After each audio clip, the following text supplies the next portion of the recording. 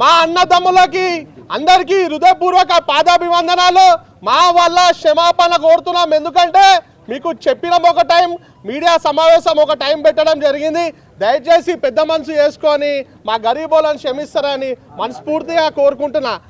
ఈ సమావేశానికి ముఖ్య ఉద్దేశం గత జూలై 31 తారీఖున ఏదైతే మోండా మార్కెట్ ఎస్కే జ్యువెలర్స్ దగ్గర ఒక కార్ ట్రాఫిక్ జామ్ విషయంలో నా తమ్ముడైన సాయి కిరణ్ హారం కొట్టడం జరిగింది.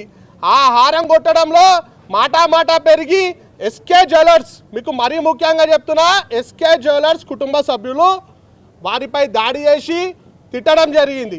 దాని తర్వాత సాయికి సపోర్టుగా వచ్చిన మా సాయి దాదా మరియు అరుణ్ గారిని కూడా కొట్టడం జరిగింది. దీని తర్వాత సాయి దాదాని అరుణ్ గారిని మా టకరబస్సి వాసులు మరియు రామేశ్వర్ గౌడ్ గారు హాస్పిటల్కి తీసుకెళ్ళి మరియు పోలీస్ స్టేషన్లో తీసుకెళ్ళడం జరిగింది. మాతో పాటు ఇక్కడ ఉన్న మార్వాడి వాళ్ళందరూ కూడా వచ్చిర్రు. మీకు మరియు మరోసారి చెప్తున్నా, మాతో పాటు ఇక్కడ ఉన్న మార్వాడి వాళ్ళు కూడా వచ్చి వీళ్ళకి సపోర్ట్గా నిలిచి పోలీస్ స్టేషన్లో ఎఫ్ఐఆర్ బుక్ చేయించింది కూడా వాళ్ళే. మాతో పాటు వాళ్ళే. ఇప్పుడు ఎస్సీ సంఘాలు, బీసీ సంఘాలు నాయకులు అలాగే తెలంగాణ ప్రజలు ఏ విధంగా అయితే ఇలా వీడియోలు చూసి చాలా భావోద్వేగానికి గురయ్యారో, వాళ్ళు ఏ విధంగా అయితే మాకు అండగా నిలబడ్డారో వారితో పాటు ఇక్కడున్న పాట్ మార్కెట్లో మార్వాడి జ్యువెలర్స్ వాళ్ళు కూడా వీళ్ళకి అండగా నిలబడి ఇది జరిగింది తప్పు, ఒక వ్యక్తి చేసింది తప్పు, కానీ మేము సమాజం మొత్తం మీ వెంట ఉంటాం, మీ ఎంబడి ఉంటాం అని చెప్పి ఈరోజు వీళ్ళకి అండగా నిలబడి క్షమాపణ కోరడం జరిగింది. ఈ క్షమాపణ కోరడం దేనికి? ఏదైతే బయట మార్వాడి సమాజ్ను వాళ్ళందరూ కలిసి మన ఎస్సీలు బీసీలపై దాడి చేసిరని చెప్పిర్రో దానికి ఒక క్లారిటీ ఏంటంటే వీళ్ళంతా మాతోనే ఉన్నారు.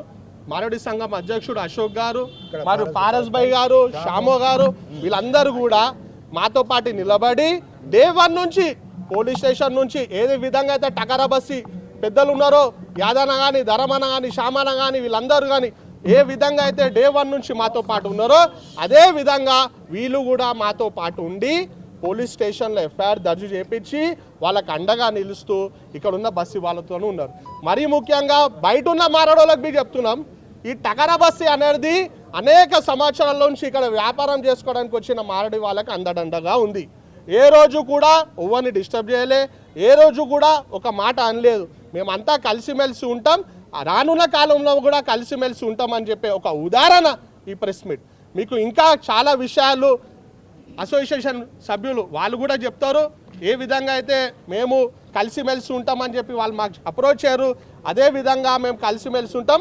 కానీ కేసు అనేది కోర్టు పరిధిలో ఉంది కాబట్టి ఏదున్నా న్యాయపరంగా అక్కడ తెలుసుకుంటాం. కానీ మొత్తం మార్వాడి సమాజ్ని మాత్రం బదలాం చేయకూరని ఒక చిన్న ఉదాహరణకే ఈ ప్రెస్ మీట్ పెట్టడం జరిగింది. ఎందుకంటే బాధితులకు అండగా మనతో పాటు వాళ్ళు కూడా నిలబడ్డారు, మనతో పాటు పోలీస్ స్టేషన్కి వచ్చారు, వాళ్ళు కూడా నిలబడ్డారు.